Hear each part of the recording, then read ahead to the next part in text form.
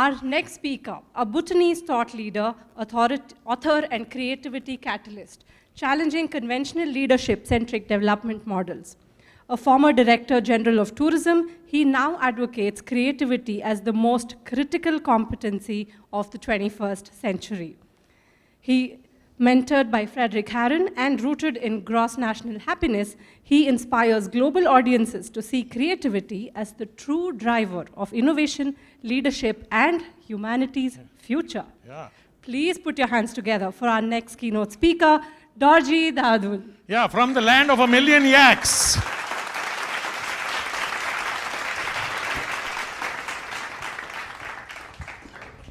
Kuzuzangpola and Namaskar.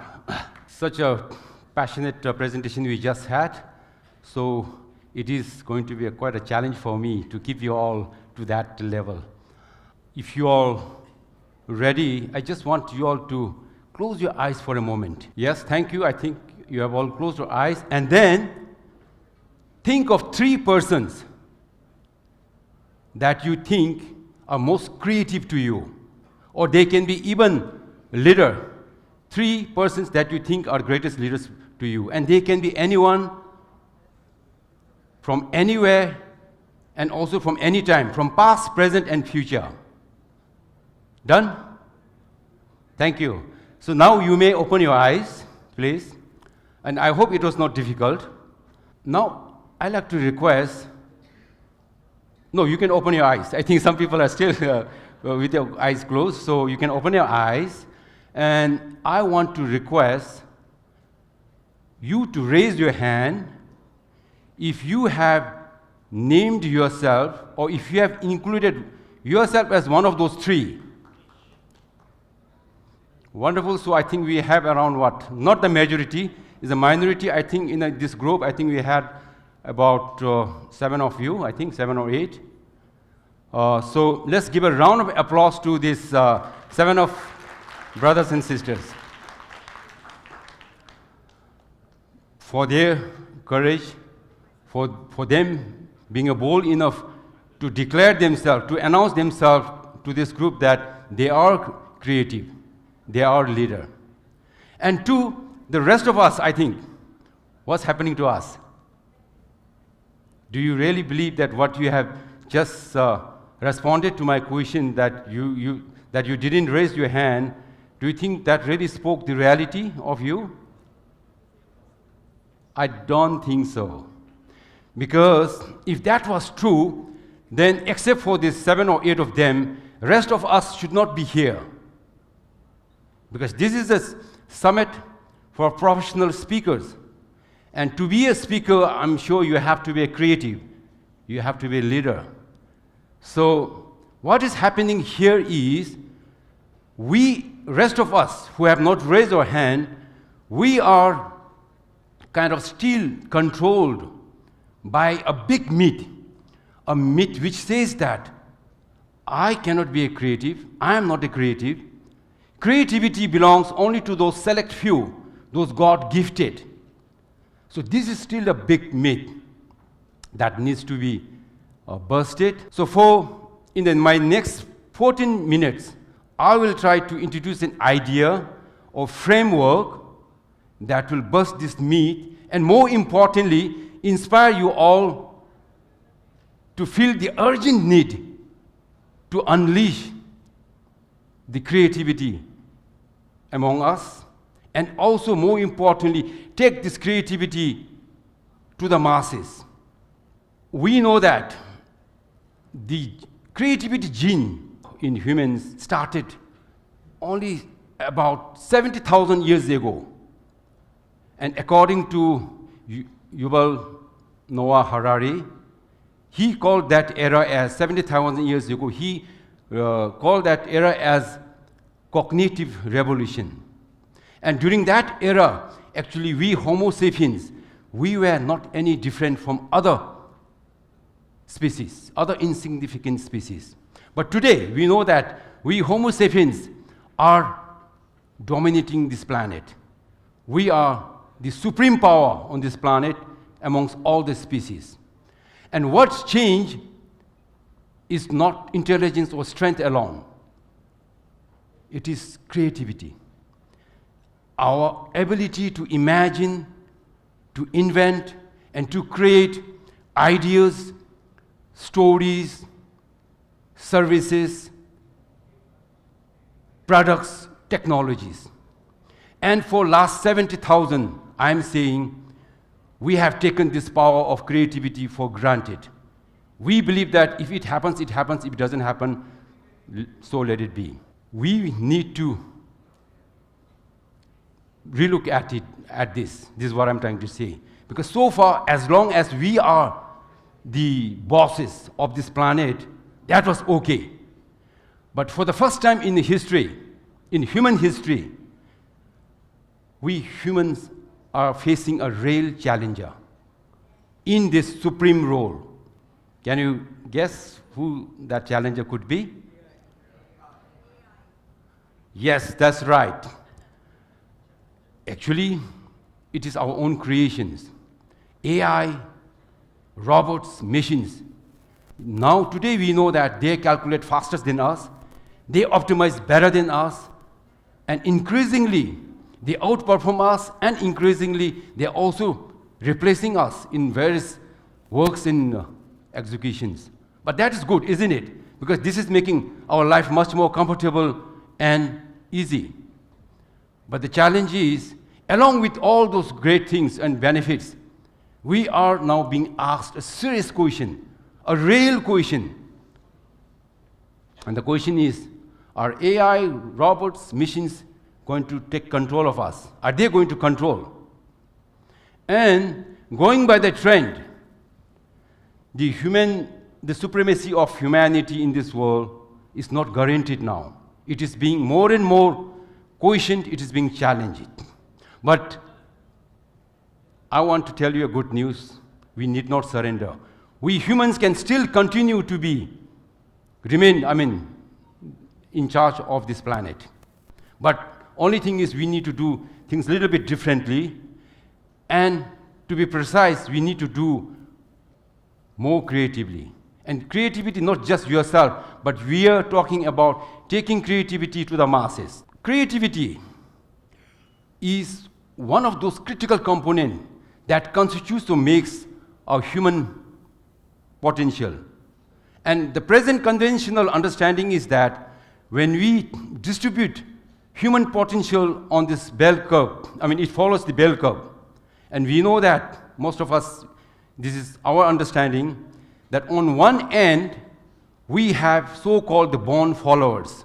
And they are such people who value structure, stability, and directions. They perform best when they are given clear directives. And then on the other end, we have so-called the born leaders. And they instinctively lead, innovate, and influence. And in the middle of this bell curve, we have what I call as the middle majority or potential creativists.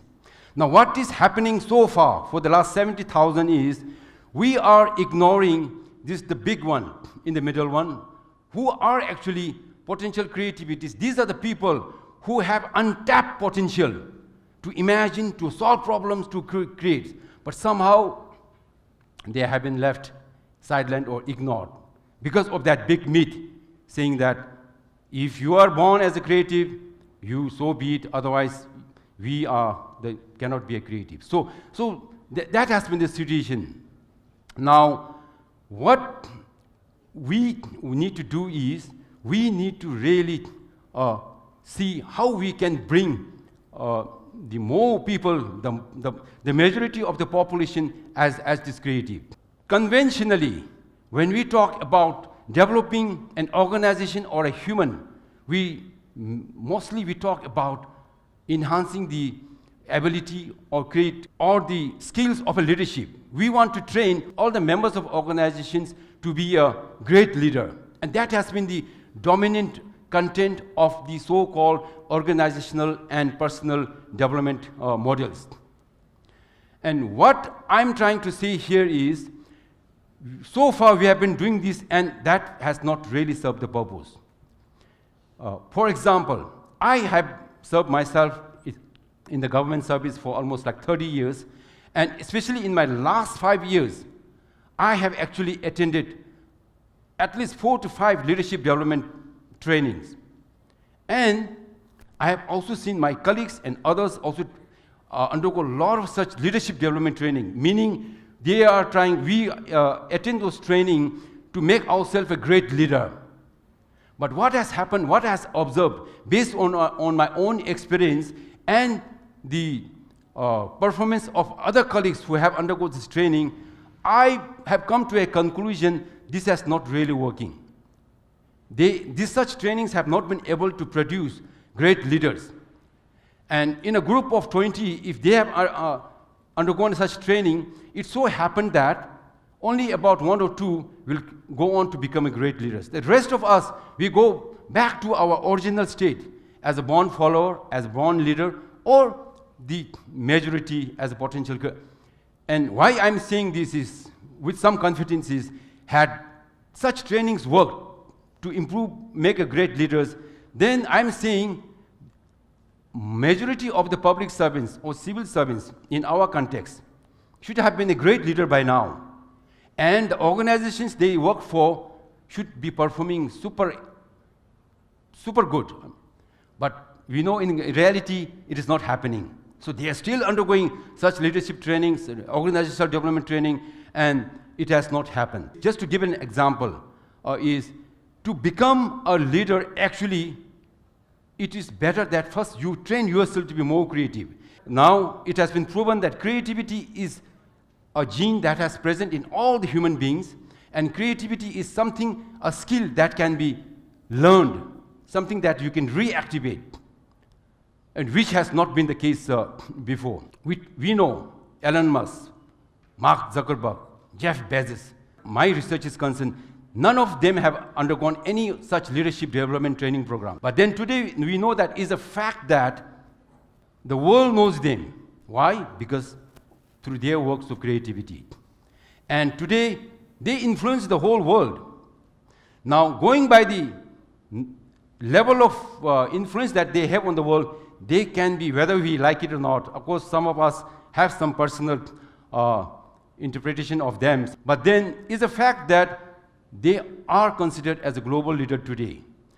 So, what I'm saying is, to be a leader, first you train yourself to be creative, and then once you have delivered, once you have demonstrated, exhibited your work of creativity, you will become automatically, organically a great leader. And so were, for instance, Mahatma Gandhi, Dr. Abdul Kalam, Leonardo da Vinci, Shakespeare, they are considered today as a leader in their own field.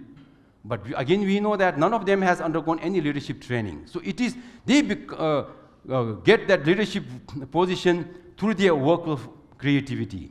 So this is what I'm trying to say. Now, how does this happen? Now, I'm trying to analyze this bell curve, the distribution of human potential on this bell curve. Now, conventionally, we are seeing born leaders, born followers, the potential creativities, which is in the majority. We are seeing these are more or less static. You cannot change. So, with this new framework, which I call as melomorphosis, this actually tells us that the human potential in this bell curve can be fluid. It can move. Meaning, the main one in the majority middle, once you train them how to be creative, after a certain time, they can move towards this born leader section. For example, as I just said, like Elon Musk, people like that. So the objective is, by end of this, after a certain time, you have trained and unleashed the creativity in this middle majority. They transfer themselves, upgrade themselves, evolve themselves into a leadership, and then time will come when this whole bell curve will be taken over by the leaders. Meaning, at all point in time, for last 70,000, 97.5% of the populations, they were not really playing a big role. They were just following those 2.5, because their creativity was used, but the rest have not used. So now just imagine that if we can unleash the creativity power in this 97.5 population of human population, just see the level of transformation that it will bring into the lives, individual lives, into your organizations, into your communities, into your countries, and even to the world. And I'm saying when this happens, then we are basically upgrading the human potential. So presently, we are in what I call as Creativity 1.0.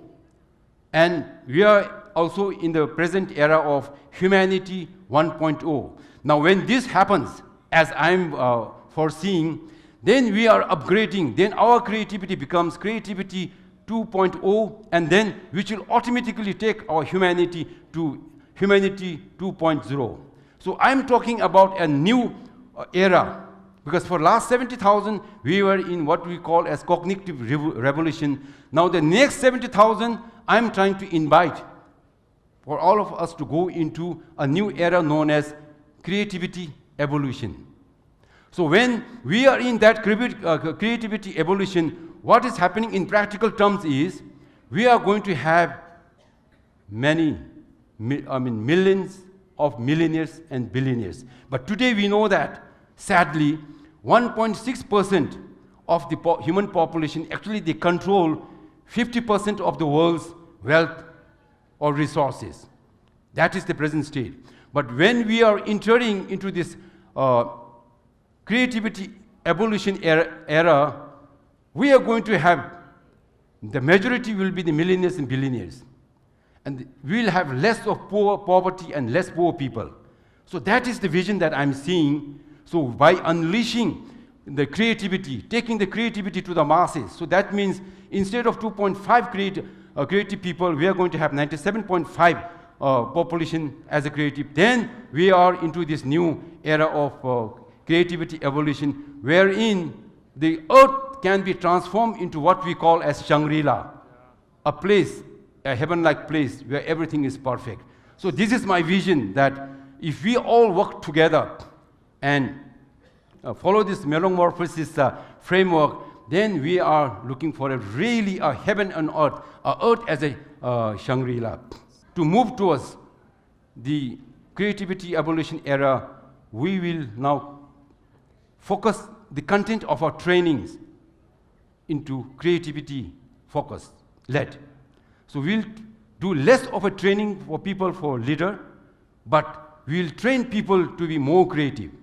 Once you have become a creative, then leadership will naturally follow. Dear brothers and sisters, friends and families, let's together take the creativity to the masses, and not as a minority, which has been the case for last 70,000. So this is what I have to say. So thank you very much. Thank you, Mr. Dorji. That was wonderful. Let me ask you one question, and Mike is here and Nirja is also here. How soon can we expect a Professional Speakers Association of Bhutan? Oh, yes. So, no, I've been discussing Ms. Nirja and everyone here at the earliest possible. Wonderful. At the earliest possible. A huge round of applause for our speaker, Mr. Dorji. Thank you very much.